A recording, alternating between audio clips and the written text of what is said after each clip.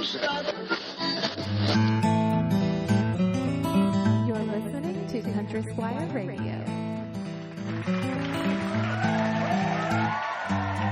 Welcome to Country Squire Radio. I'm Bo. And I'm John David. JD. Hey, Bo. Happy St. Patty's Day, man. Man, happy St. Patrick's Day to you. Now, of course, the people on the live show with the camera can see that I am well prepared. The audio can hear my St. Patrick's Day beads. And it doesn't appear that I'm wearing anything green, although my hat is kind of a shade of green. I get, when I wear this hat, I get regularly that I look like Gallagher. Yeah, I can see it. Which I'm okay with. A little bit. I just need a mallet and a watermelon. Yeah, well, don't we all? But yeah, you wanna stand up, give him a little twirl? I tell you what, let's take a photo and we'll post it on our Facebook page. Oh, yeah, I want to do that. Yeah, I'm wearing a kilt right now. Bright green kilt. A bright green kilt with a leather sporran, and yeah, you'll have to go to our Facebook page. Here, that's our incentive.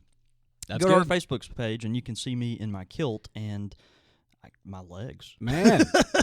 Ow! Which is terrifying. A little bit. No, man, this is good. You know, this you always like to sport the kilt this time of year. Yeah.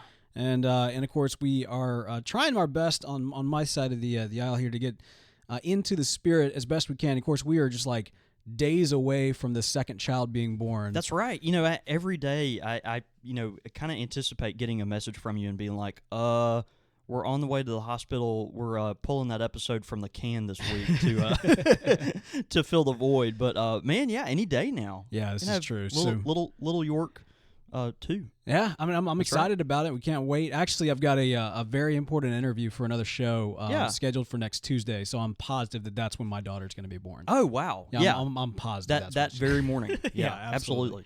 Just the way it goes. Well, just real quickly, in Jackson, Mississippi, where Bo and I are located, we, it's a sleepy southern town, not a lot going on here typically. When people ask you what is there to do in Jackson, we typically start naming restaurants. There's all these places to eat. Oh, there's great places to eat. And so that's what we do well is we cook and eat. But we do one thing really well, and that is St. Patty's Day. And for some reason, I guess just because it's boring around here sometimes and there's not a lot going on in the spring, we blow it out for St. Patty's Day. You gotta own a holiday, right? Well, I mean, like every town has to have something that they do up. I mean, something that they just jam out to. Too close to New Orleans to do Mardi Gras because they've kind of claimed that. Right. And, I mean, I think that, Thanksgiving, being in Mississippi, that would be almost stereotypical if we kind of blew that out. Right. So you know what? Let's celebrate eating and watching football. Right. Well, we do that every day. So there's no difference in that. But yeah, so I think that St. Patrick's Day, for a day, everybody in the city, we just, we all become Irish. Well, and for some reason, even folks that aren't of Irish heritage, just kind of acclaim it, and it's one of those things where for whatever reason, Jackson, Mississippi has one of the largest St. Patty's Day parades in America. I think we're. Can you believe that? Our city has less than 200,000 people in it, but people come from all over to flock to the streets of downtown Jackson. Oh, it's massive. It's a big deal. Yeah. I mean, it's not like New York or Chicago or something, but I think we're like third or something like that. No, it's a legit St. Patty's Day parade. Yeah. So if you're ever looking for an excuse to come on down to Jackson, Mississippi, you used to spend St. Patrick's Day here. Absolutely. New Orleans actually does have a pretty nice St. Patrick's Day parade, but ours is kind of bigger and better than theirs. Yeah. And I've seen both, so that's I can absolutely. speak to that. But no, man, this is a rough St. Patrick's Day for me in general. I'll share with the listeners a little something that's been going on. Of course, I've been my doctor has encouraged me to lose weight. I went to the doctor's office and they're like, I haven't been to the doctor's office in a long time. You may remember a couple of weeks ago I was having some issues with a cough. Yeah. They said, forget about the cough. You need to lose weight immediately. And so I've been doing really, really good. Tell us your progress. Man, I'm tracking to have lost 20 pounds by the end of this week. Yeah. So I'm excited about that. Dude, that's a big deal. That's in like 5 weeks or so. Well, I mean, 20 pounds, that's a huge deal. Yeah. Sometimes, some folks it takes, for various reasons, a really long time to lose 20 pounds. Well, man, I've been hardcore in it, like big time, man. Yeah. Like I've got a very like specific diet. It's not going to be forever. It's just to kind of get myself set back to where I need to be. Yeah, kind of recalibrated. Exactly. Yeah. And so I've been working hard on it. But it's been tough. I mean, like we were at a party just the other night, and it was a you fun lamented time. many of the many things that you could not eat there. Well, and I just realized I was like, I'm not fun to anybody because like new food's coming in like pizza and hot wings, and I'm just sitting there and I'm like, you know what? I just need to leave because I can't do this right now. I'm not entertaining. I'm not fun to anybody, but I stuck it out as well. But once those like 2 crates of hot wings and the pizzas stacked up. I was like, no, I couldn't do it. Tell us, do you drink beer? I can't drink beer right now. Is there any alcoholic libation that is on the approved list? I can either have a glass of wine or a cocktail one a night. And it's that's specific fair. cocktails. I gotta watch the sodium. Some of them are loaded up with sugar. Yeah. So you have to watch out. But yeah, so I'm proud of you, dude. Man, this is the cool thing that's come out of all this is, of course, it's kind of, we're in the Lent season. Yeah. And so I kind of forewent what I was giving up for Lent to go with this because fair enough. I'm giving up so much. You're gonna. But this is the funny thing. My wife has actually created this banana bread. Like she has gone like, she's hardcore in support of all this good stuff. Getting her husband in better shape. She's all about that. Right. But yeah, no, she has created this like banana bread that is like purely healthy and so very filling. Yeah. Like you eat a slice of this banana bread and that's your meal. And like I can have that for breakfast and I am legitimately full. Like it's the only time that I'm full during this entire process. Does it have bacon in it? It does not have bacon, obviously. Does it have pipe tobacco in it? No, but it's got pecans and everything. And man, I've got to tell you, it is limbus bread. Oh wow. Yeah. And if you recall from Lord of the Rings, they eat the limbus bread. The idea is that like one piece can fill you up for the day. Like one wafer, and that's like their journey from between mountains and stuff. Yeah, dude, my wife has cracked the code. So that is what Tolkien was talking about, is this banana bread that my wife has discovered. That's cool, man. Well, hey, congrats. I'm glad you're good stuff that you're trucking along with, man. Yeah, I'm proud absolutely. Of you. That's really good. And last but not least, in kind of news, and this is kind of broader news in the pipe community. Yeah. I posted this out on Facebook, but have you heard about the whole Disney thing? Yeah, I discussed that with a few people before, but kind of update our listeners on that. Yeah, so all right, so Disney, who you may recall, acquired Marvel and Star Wars, basically my entire world, over the last couple of years. And they've done really great things with the franchises. However, they have kind of announced in the last couple of days and in the last week or so that they are extending the smoking ban to their on-screen characters to both Marvel and to Star Wars.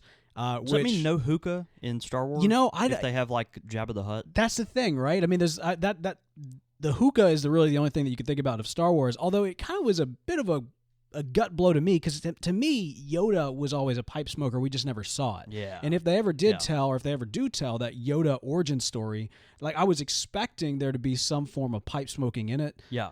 With a lot of kind of Gandalf inspiration pulled to that character. Yeah. And so that in particular really bums me out. Of course, there's a lot of Marvel characters who are smokers. I've never been more happy about the fact that Wolverine is not with Marvel, because he's a big cigar smoker. Right. But it's frustrating to me. So what I'd like to do, and I'm kind of asking you on air. Yeah. At some point in the near future. This always works out great, by the way, when Bo surprises me with something on air. It's the only time I can.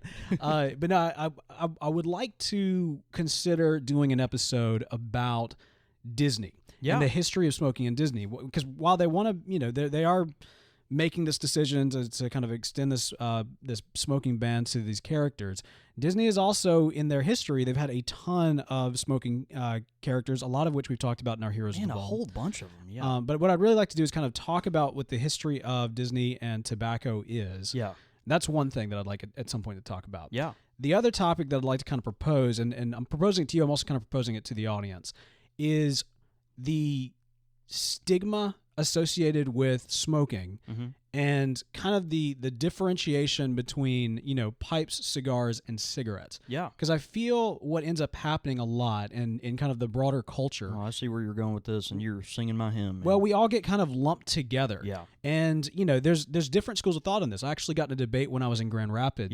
Yeah. With a friend and brother up there, and we were talking about it, and he was like, look, we've all got to stick together. And I was like, actually, I don't think we do. I think that there's kind of this mindset, well, they came for the cigarettes and I didn't say anything, and then they came for the... And I was like, no. They came for the cigarettes. They took all of us. That's what happened. Yeah, it's really unfortunate that the pipes and cigars have gotten, and it kind of lumped in with the other. And again, we can discuss this at another time. So you think but, that's a pretty good episode? Yeah, I think so. Absolutely. Yeah. So that's kind of with that broad kind of pitch. Yeah. Think about those things. We'd love to hear your thoughts. I know there's going to be some differences of opinion. Yeah. That'll probably be one of the more controversial topics that we talk about. I think it's worth, kind of dredging up and at least, confronting a little bit and just kind of having the dialogue about, how do we make, we protect pipe smoking and also, respect other people that like other kinds of smoking? I don't know. I think there's something there that would be an interesting debate. Oh, cool. All right. Well, I want to put that out there. Real quickly, what's going on? What do you think? What do you think Yoda put in his pipe? Oh, I think he was growing his own tobacco there in Dagobah. You think the people in Colorado would agree with that? Well, let me put it this way. So, Dagobah, as you recall from Empire Strikes Back, very swamplands. I think he had a little bit of a Perique farm. Okay, that makes sense. I could go with that. Yeah. So you don't think he was smoking like Briar Fox or something? Yeah, I mean, I don't think they ship out the Dagobah. Cornell and Deal doesn't have a distributor. No, unfortunately. On the Dagobah system. Not in a galaxy far, far away. Okay, fair enough. Before we jump into the topic, what's going on in the Squire? Man, we've actually got a few things going on. The Jackson Pipe Club is meeting this week on Thursday night at 6 o'clock. So if you're in the Jackson area, please come by, hang out. We're going to have, we kind of rotate every other month. 1 month we have kind of a social meeting. The next month we have kind of a sit down and get together and talk. And, I hate to say business meeting, but, there's a little more formality to it. So, anyway, it's at the Squire, 6 o'clock Thursday night. Please come on out. So, yeah, man. Also, we got a huge shipment of Nerup pipes from our friend Petter Jeppesen in Denmark. And so, anyway, Nerups are great. It's one of our best-selling brands. We love them and got those in. Also, Savinelli has reintroduced the natural finished pipes, which is awesome. Yeah, I saw some of that on pipes. Facebook. They color as you smoke them and age them, and just fantastic quality. I mean, for the price point, you can see fills and pits in there. But we've always loved those pipes, and so we got a dozen of those. And man, come pick through them. Yeah, that's Find awesome. You one. Yeah. Hey, one last thing too. If you ever come to a Jackson Pipe Club event, or even just kind of thinking forward for when we're going to be in New Orleans, if you see us and you've never actually gotten a chance to talk to us in person or anything, come up, introduce yourself, let us know kind of off the bat that you're a listener to the show. Don't feel awkward about that or anything, because we love to hear that. It's awesome. And it also, it also kind of calibrates the conversation pretty well, because somebody come up and you're like, oh wait, have we met before? Right. Because you know me so well, but I can't quite place your name. That's right. So it puts us in a little awkward place if we don't know that up front. So make sure that when you come up, be sure to introduce yourself and let us know that you listen to the show. Man. And because we'd love to get to know you guys in person. I was thrilled that our listener Micah Nicolaisen from Arizona, he actually emailed me the other day. This is one of the first folks that made their Pike pilgrimage to the Squire. Right. Actually drove up from New Orleans, as a matter of fact, 3 hours just to come see our pipe shop and hang out with us. It was pretty remarkable. But man, he sent me a message the other day. He's going to be in New Orleans and looking forward to link up. And man, that would thrill us. Nothing more would thrill us than to link up with a lot of you guys. Yeah, absolutely. It'd be great. All right, man. We got a great topic we're talking about tonight. We're talking about aging tobacco. Aging tobacco. Yeah. Now, this is something that a lot of people, whenever we do kind of Pipe 101 questions and kind of gather questions, the subject of aging comes up because a lot of people are familiar with the term, but not necessarily the process. Yeah. And what it means, what benefits. Is it something that I do as a smoker, or is it something specific to the, tobacco growers? Like, what is aging tobacco? Yeah, well, I think there's a variety of things you can kind of point to there. But when you talk about, curing tobacco and, the processing of tobacco, there's one thing before the tobacco gets finally blended. And then there's another thing where, when the tobacco is in the process of each individual leaf kind of preparing for the cutting and blending and all that. So once tobaccos are blended, that's kind of where we're focusing on today, is you've got a blend. You just bought this tobacco that you're really interested in, and you want to put it back for a little while. A lot of folks refer to cellaring pipe tobacco. It's like, oh, this is what I've got in my cellar. I've got this, and this. And I've got friends. Matter of fact, our friend Crimson Rat has this exquisite spreadsheet of all the pounds of tobacco he's got in storage. And, I try to keep a little running list of kind of how much I've got and where it is and that kind of thing. But, my cellar consists of 2 of those kind of taupe-colored fabric box things that you get from Target to put in a square shelf. That is my cellar. So it's not like I'm actually folding up some door in the bottom of my house and kind of walking downstairs in a humidified place and all this stuff. But tobacco cellars are great. There's a variety of things that you can cellar. And again, different people may kind of experience different results with this, but some tobaccos will take to that process a lot better than other tobaccos. Virginias and Virginia Periques are really the ones that stand out. If you cellar, put these tobaccos back for, even just a few months, but even on up to several years, the edge that it takes off, something about how cellaring both melds the flavors together, but then also just kind of smooths out the little edge on it, is just really over the top. It's pretty fantastic. So there's all kinds of different ways to cellar tobaccos. Most people, they might buy a new tin and then just put it back, not open the tin, kind of put it back. On a few tobaccos, that works great. And with some companies, they actually already ship the tobaccos aged a little bit anyway. Right. Which is fascinating. Like most McClellan tins you see, actually, typically when they come to our shop are a couple years old, which is kind of interesting. If you know you're going to age the tobacco after opening it, is there anything that you have to do to the tin? Yeah. What the key thing for me is once you've opened it in the original canister, you want to get it into typically a mason jar, anything that's tightly sealed. And has, a lot of folks have a good, hinge lock system or something. I brought a couple things I'll bring out. Yeah, I was just thinking my cellar is kind of behind me here. Yeah. I should have This is, busted it out. so this is a, typical McClellan tin. It's got kind of the, little aluminum lining on the outside and then has a, it's a pop-top thing, kind of like you're opening a, can of soup or something. And this is not a vacuum-sealed container. Like when you open it, it's sealed, but it's not vacuum sealed. So there's still air inside this tobacco when it's closed. This cellars a lot better than tobaccos that are in these kind of coin disc things like this. I've got a tin of Mac Baren Flake, Mac Baren Navy Flake here that's a square tin, and then one of my many empty tins of Orlik Golden Slice that I have destroyed. Those tins typically are, they're always vacuum sealed. And what's interesting is the container needs a little oxygen in there to allow the air to circulate some during the aging process. So it's actually best when you're cellaring tobacco to, if you have a tin like that, you probably actually want to take it out and put it in another container, which is fascinating. These tins like this, the good McClellan tins, and Cornell and Deal, GLP, many other brands, they actually have tins that do include some air in them, and so that helps the process a little bit. All right, so let me ask you this though, because with the Golden Slice and then also the Navy Flake, these are both they're tin from top to bottom, whereas with the McClellan here, we've got more of a plastic seal on top of it. Yeah. Now, the one thing about this though, this tin is actually open, so you don't want to age a tin like this. Like if I open this tin,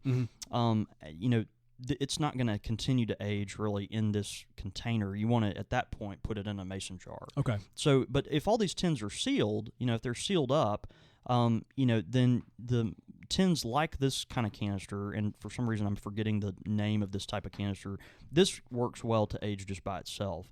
Tins like that with the Orlik, Mac Baren, you've got, Peterson and just a variety of other tobaccos, Dunhill, that are, fantastic tobaccos, but those you typically want to take out. Another interesting thing about those is I have actually seen older tins, like with the coin disc tins, actually be opened up a couple years later, and they've actually rusted on the inside. Is that right? Which is kind of interesting. You're like, well, it's vacuum sealed, but a lot of times what happens is the seal is not very good on those. Right. And so my experience is it's good to open the tin up once you get it. If you're anticipating to age it in one of those containers, open it up, put it in a real tight jar of some description, and then sealed up and put it back. And that really helps a lot. You can get a whole crate of mason jars at your local shop. Yeah. Or even at your warehouse for your canning purposes. Right. Of That's any exactly kind. Right. Yep. And so, like for example, I guess last year when we tried to put up a lot of tomatoes, we ended up having a lot of leftover mason jars. Yeah. And so I used them for I guess aging tobaccos. It was mostly just because I needed to you need a place to dump them all. Yeah. I needed to have my tobacco readily available. That's right. But one of the things I did before the mason jars is I was using those Yankee candles. In fact, even on the show, I've talked about using the Yankee candles specifically. The jar. Yeah. And one of the nice things about that is when you pop them down, the seal is so extremely tight. Yeah. Which is nice. Here's the problem that I ran into with the Yankee candles, and I'm kind of curious if this is kind of a problem that anybody else has run into. The Yankee candles is very difficult to get the scent of the candle out from the thing. And so, we worked really hard. I actually thought I got it until I put up some tobacco. I can't remember what it was exactly. And I opened it up, and it was not supposed to smell like vanilla. Like Midsummer's Evening. I mean, it kind of like, oh, man. And I could not. It smelled like Palm Springs Delight or something. For me, it kind of ruined that entire, jar of tobacco. Absolutely. And so, so when you're kind of considering moving the tobacco to a second location, so to speak, in order to use something clean if you can. Yeah, use something that is really easy to to clean out. I've had friends, and you're not alone in folks that have actually used things like that. You've just got containers sitting around the house. Mason jars are just so great because they are easy to clean out, scoop out all the stuff, and you can put them in the dishwasher, which is awesome. Right. You can boil them. I mean, all these different things. They're just so convenient. So I think that's a good thing to stick with. A couple things I brought, which I'll show you. Yeah. These you've obviously got these kind of squat looking mason jars, which probably hold about 4 ounces or something. In that, actually, this jar would probably hold a couple ounces, and really, and you've got a regular size kind of mason jar that you may use for like just drinking iced tea out of or something. The good thing about these is they hold a decent bit of tobacco. You can seal them up real tight, and the idea is you don't want to put your tobacco in there and just cram it as hard as it'll go. Right. You want to leave some room for the air, because when you seal it, that air's got to circulate a little bit, which is kind of interesting. What? Give me a percentage here if I'm looking to pack up. If you're looking to pack that up, you probably want to do 2/3 to 3/4 of the tobacco in that space in the jar. Right. So leave some in there. If you want it really, really tight. What a lot of folks do, and this is kind of fun, there's a couple ways you can actually make the mason jar lid pop so that it's still got air in there, but it's sealed up, kind of like you would with canning. Now, the canning process where you're boiling the vegetables in the mason jar in the water and then doing this, that's a little too harsh on your tobacco. So what a lot of people do, it's kind of interesting, they will fill like a basin up or something with really hot water and put the open jar of tobacco in this hot water for maybe 20 minutes or something. And once you take it out, the jar is so hot, you slap that seal on there real quick. Pops. And what happens is, let's think a quick physics lesson. Like you've got hot air, hot things expand, and you've got a jar that's full of hot air. Well, as the air contracts, as it gets cooler, because cooler things kind of come together, then what you've got there is the air in there gets less volume, and it eventually, once it cools down to a certain point, the lid seals. Yeah. Which is kind of, you can hear it, go pop. It's kind of interesting. Some people, which is fascinating, actually put their mason jar without the lid on it in the microwave. And microwave it, nuke it for about 20 seconds. Without the tobacco in it. With the tobacco in it. Really? Which is kind of interesting. And, results vary. Depends on kind of what blend you've done it with and that kind of thing. I've done that a little bit with Pilgrim's Muse at the shop, and it seems to work pretty well. I think some blends, you probably steer clear from, but I'm not trying that one. Yeah, you actually put it in there, and then once you take it out, immediately put that lid on there, and it seals up real tight. So if you're not as concerned, like that's a good, thing to do if you're going to put tobacco back for, let's say a decade or something, or, any amount of time. But, if you really want a tight seal, that's one thing. Other things that you might think about are hinge lock jars, and I brought one with me today. This is full of Orlik Golden Slice. Ooh. This is, of course, if you're a long-time listener, you'll know I went to Mississippi State.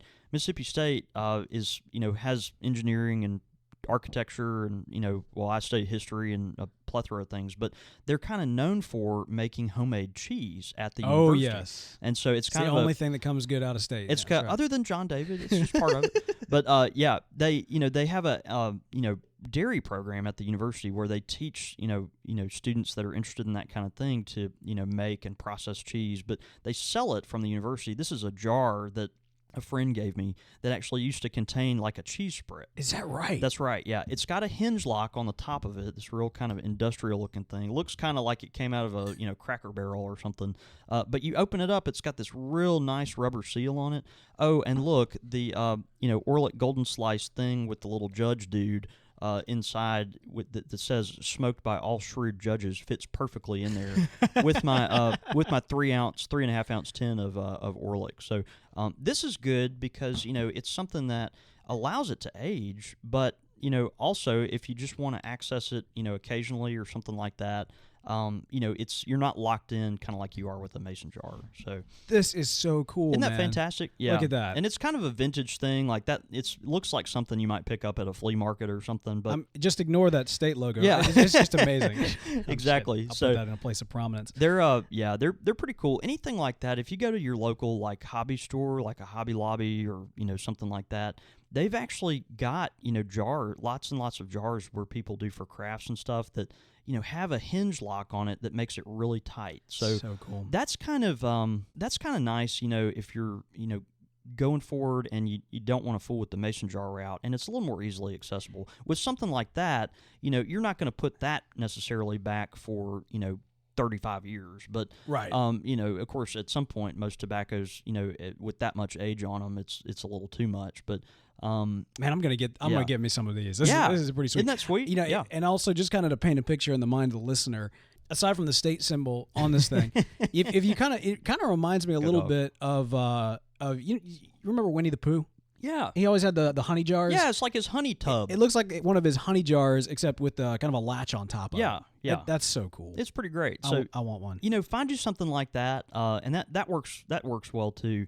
And we talk about aging. We're sitting here throwing around this word and kind of some strategies on how to do it. But the point of aging tobacco is to take some of that edge off and make it a little more sweeter and flavorful. And that, again, that works better with some tobaccos than it does others. With my experience and with most people's experience, Virginia Periques, those are the ones that really benefit most from aging because they're taking that natural kind of bite off the edge of it. It also, for some reason, makes it sweeter. Our friend Ed Dupree, who lives here in Jackson, came by, had a tin of Christmas cheer from McClellan from probably 8 or 9 years ago. Popped it open, and man, it was just so naturally sweet. It was incredible. It almost like turned into like a Cavendish or something. It was just really interesting. Other blends can do that as well. You've got Latakias, which mellow over time, and that can be a good thing or a bad thing. If you put a Latakia back in a really, really bold English blend, like, let's say Bowser's Castle that we sell at the Country Squire, the point of Bowser's Castle is that it's got that real heavy hit of Latakia with the Orientals and stuff in there. And over time, that's going to mellow out. And so that might not be, the tobacco you want to do that with. With other English blends that maybe have a, higher Virginia content, or maybe some Balkan blends that, have some different leaves in them, the aging process may benefit more. My personal experience is with aromatic tobaccos, there's not a whole lot of benefit to it. Really? Because they already got the flavor in them? It's they kind of already have the flavor in them, and actually some people have determined that, more aromatic tobaccos, actually get worse with age. And so they impart their flavor to probably the jar more than, back into itself. It's interesting, and again, you've got folks that have varying points of view on that, but that's kind of my personal experience. One anecdote or little story I'll share with our friends that, just about putting tobaccos back and aging them. One of our loyal listeners and friends actually got a hold of Revelation pipe tobacco, which is what Einstein smoked. Really? All right. So one of his buddies on the internet, he actually got a hold of an unopened can of this stuff from Princeton, New Jersey, which means it was probably procured at his pipe shop for Einstein. What? Because that's, obviously where Einstein spent his last years of his life. And so he gets this revelation. They hadn't made this tobacco in over 50 years, He gets this revelation, brings it to the shop, and him and some other buddies on the internet kind of split it up, and they passed it around. And so he comes in with this jar. We're all excited. We wait till the shop closes at 6:00 p.m. and we're all sitting around. We're like, okay, let's load up our pipes and light all our matches together. So we light the pipe up, and everyone's kind of stoking it up and, getting it lit and tamped, and we're kind of looking at each other, and, there's kind of that thing of, like, you can tell something's a little amiss, and then, everyone is thinking, like, okay, who's going to be the first to say that this sucks? And it was one of those things, like, I think I was the one that finally kind of came out and said, yeah, it's kind of biting my tongue a little bit. Right. And then someone said, yeah, it tastes like the inside of a tin can. I think someone else said it tastes like aluminum. But, man, it was so funny. Whatever canister that tobacco sat in for 60 years. Man. It was like, it tasted like, if you could imagine what the inside of like a coffee can, one of those old-fashioned metal coffee cans tastes like. I think it was probably in something like that. And, man, it smelled good in the jar, but, man, it tasted foul. So, I mean, that just shows you the importance of what, by the way, we still have that tobacco at the shop, and, you can see it and smell it. It smells like honey in the jar. It's kind of interesting. Oh. But, they, don't smoke it, though. I don't recommend that at all. But, it shows you the importance of what you're aging it in and just, taking care of it like that. That's so great, man. Yeah, pretty funny. Yep. Also, one other thing to remember, if you are going to age some tobaccos, don't leave it in extreme heat. Don't leave it in extreme cold. You don't necessarily, really at all, have to keep it in any kind of humidifier or something. A lot of folks just, have a big cardboard box that they're cellaring their tobaccos in. That works great. But, keep it in something, where in a place where you're comfortable temperature-wise, something inside your house, that's where your tobacco will be most comfortable too. One thing I like to see too is you see just kind of on different Facebook groups and message boards and even over on Reddit. Yeah. People will take pictures of kind of their tobaccos that they've kind of put up. Yeah. And so if you're aging some tobaccos now, you got a pretty sweet setup. Take a picture, send it to us, and we'll put us up on the Facebook page. Absolutely, and you can showcase your collection. Yeah, I'd love that. We love to see listeners' collections and sellers. One of our friends as well, Ricky Walker, he recently took a photo and put it somewhere in one of our groups, and I mean, he had pounds and pounds of tobacco, and it was just getting all kinds of stuff, from other people, like, oh, that's great. I guess your kids can't eat and all this kind of stuff. But because actually the tobacco cellar was a pantry, which was kind of interesting. But well, there you go. A couple notes from some of our listeners. Ray at Briarfan on Twitter says he would suggest a wide mouth mason jar because it's easier to dip a pipe into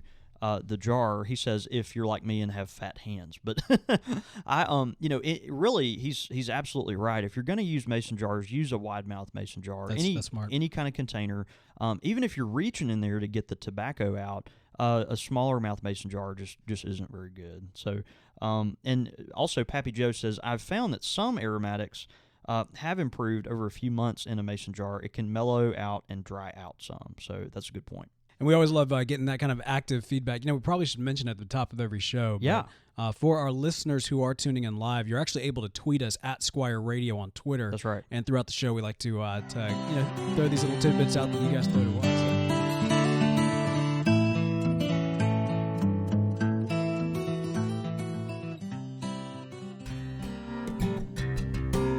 Pipe question of the week.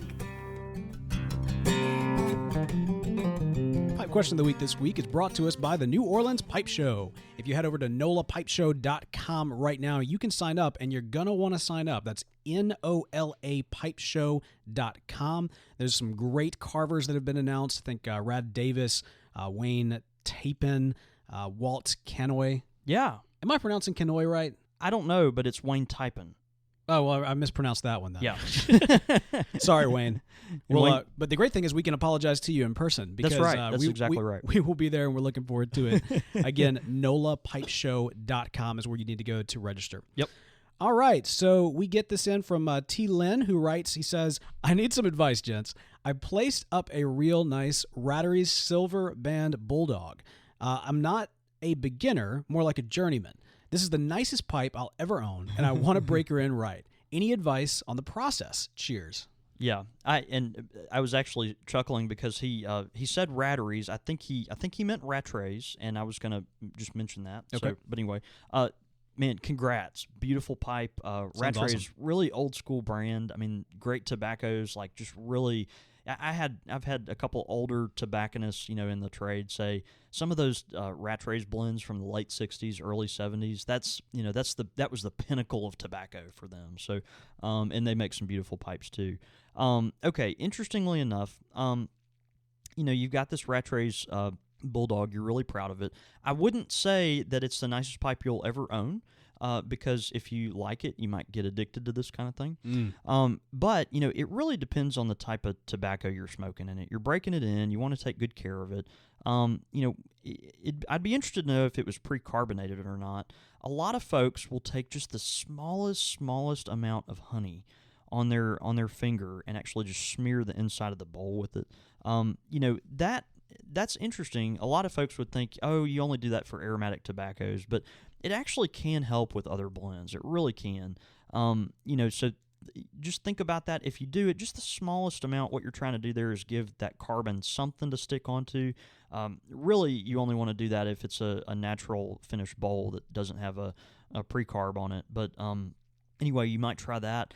If you're smoking Virginia tobaccos, Virginias are so clean that you're just not going to be able to build much cake, at least certainly quickly. So, a lot of folks will even, to some extent, put a couple bowls of aromatic tobacco through it. But if you're building some, if you're smoking Virginias, just, take it easy with it. Go slowly. Those first several bowls filled up halfway. Smoke it all the way to the bottom to try to build that even layer of cake in there.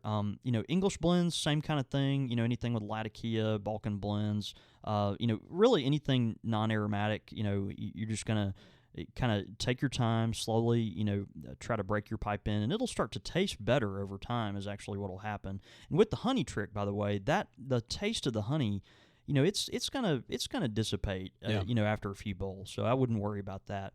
With aromatic tobaccos, they've got so much casing in them typically, that they're going to build a nice cake kind of on their own. Actually, with aromatic tobaccos, if you smoke your pipe regularly, you're going to be more concerned about, kind of reaming your pipe, kind of taking some of the cake down, because if you have too much cake, your bowl can bust open, which is kind of interesting. So we can talk about that some other time. But anyway, go slow. First, 5 to 10 bowls, whatever you kind of think is appropriate. Fill it up halfway, smoke it all the way to the bottom, even through that nasty little ash at the bottom. Just try to get it down. You're trying to build a little cake and season your pipe like that cast iron skillet, and it'll reward you. And I would also recommend checking out a recent episode we did called Breaking Briar, Best Practices for Breaking in Your Pipe. And you can just kind of find that on iTunes or over at our archive at countrysquireradio.com. And we spent a whole episode kind of diving into it as well. Yep. Great question, T-Len. Really appreciate that. And, of course, if you got a pipe question of the week, you can send it in, csr@podastery.com. Quick Fire with the Squire. All right, man. So I have got some quick fire questions for you, sir. Let's do it, baby. All right. Ultimate Frisbee or Frisbee golf? Probably Frisbee golf because I don't have to move as much. Wow. Wow. All right, fair enough. I think for me, definitely Ultimate Frisbee because it always works better for me when the location I'm trying to throw the Frisbee to is a moving target and can move to where the Frisbee goes. As opposed to me throwing directly to that person. That's fair enough. See but that's assuming that you want to be good at the Frisbee sport, Yeah, I don't know. I think if anything, which is fair. It comes down. You want to be lazy, and I want somebody to try to make me look good. I can put my beer down and throw the disc, and then pick it back up and walk to the next hole with Frisbee golf. Have you done the disc golf thing that's out this way? It's over by Maze Lake. I've done it one time. How's that? It was all right. Yeah, I mean, there's a lot of trees in the way and stuff, so you kind of have to navigate some interesting terrain. But it's fun. There's a dinosaur over there right now too. I don't know if there is. Yeah, that's right. The Natural Science Museum. See it every single time we drive by. Yep. All right, next one. Reuben or Club, specifically in the sandwich category. Yeah, that's difficult. I probably have to go with Club because, like everyone else in this part of the country, I love honey mustard. Yeah, that's good. And so honey mustard, typically if I go to Sweet Peppers or McAllister's around here, they're going to put honey mustard on their club sandwich, which is great. Reubens are good too, though. So, see, I used to be a Club guy. Yeah. And I love Club sandwiches, but I was told by a friend probably a couple of years ago, we were out getting lunch together, and he ordered a Reuben, which I'd never had before. Yeah. And he gave me the best advice that I think anybody can ever give someone. Okay. in terms of sandwich knowledge. Okay. He said, every single time I go to a new restaurant, I just, without even looking at the menu, I always order the Reuben.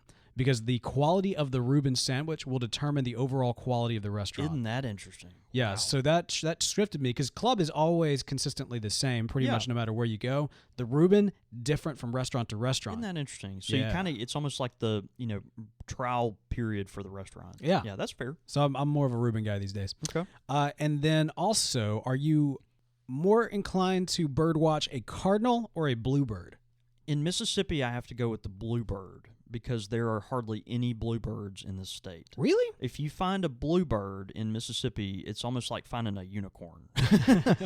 We've got blue jays, which are, pretty, you see those quite a bit. That's true. But if you find a true bluebird in Mississippi, it's going to be difficult. So anyway, I'd be apt to say bluebird. Also, will say the John James Audubon Zoo is in New Orleans. Of course, John James Audubon was a prolific bird photographer and painter and watcher. And so anyway, for the pipe show, if that's kind of one of your things, you might check that out in New Orleans this fall. Yeah, that's great. No, I think probably for me, I'm a cardinal guy, just because that bright red, you look outside and you see all these colors, right? You see green and you see blue and just kind of the natural colors that are there. Yeah. But when that cardinal flies by and lands, it's just so bright. I don't know, it just adds kind of something into like your overall eye palette. Yeah. That's fair. Got a little artsy there for you. But yeah, so that's what I've got today. Actually, I put the bird question in because I just recently got a bird feeder and put it outside the studio. Yeah. And so, because there's birds that fly by all the time, but they have yet to actually notice I've got this beautiful feeder with all this good seed, like right there. So I just need them to notice it and hang out right outside the window. As long as they don't make too much noise, that'd be great. All right, well, that's quick fire questions this week. If you've got some quick fire questions, send them in, csr@podastery.com. Your thoughts, your comments, listener feedback.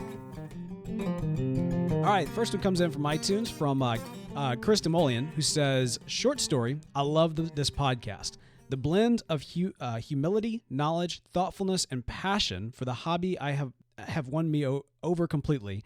And as I burn through the archives, it has been a welcome and treasured companion to my drive. I no longer dread my morning and evening commute because I know I'll spend it with Bo and John David. Thanks for the great podcast, brothers. Keep up the great work. Man, that's great. And his title for that was A Pipe Community Treasure.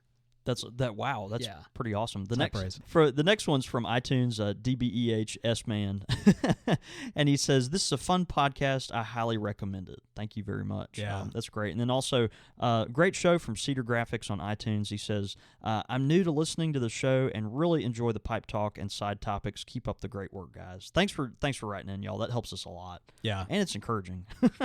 Absolutely. And, we really always love hearing from you guys. It's a great way also to kind of help the podcast to get, kind of some recognition. And it's important, especially, we talked at the top of the show about what's going on with Disney. Yeah.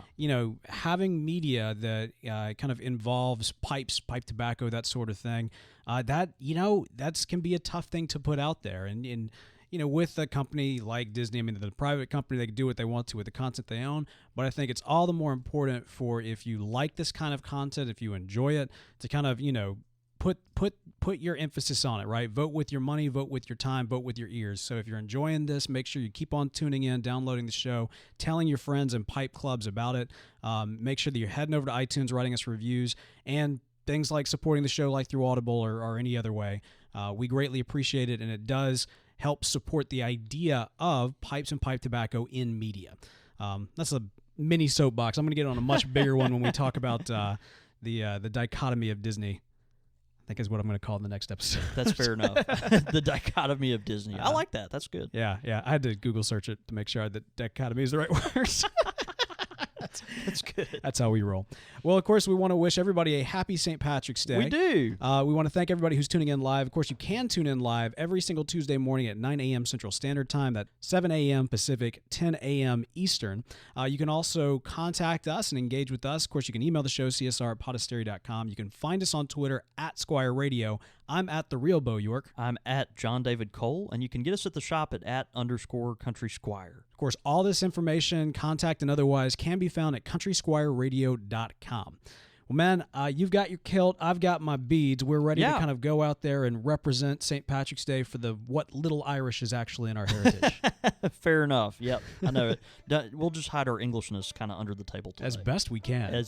I can't believe I even admitted to it. You can cut that out, right? No. It's going in. Fair enough. Let's go have a day. See you, brother.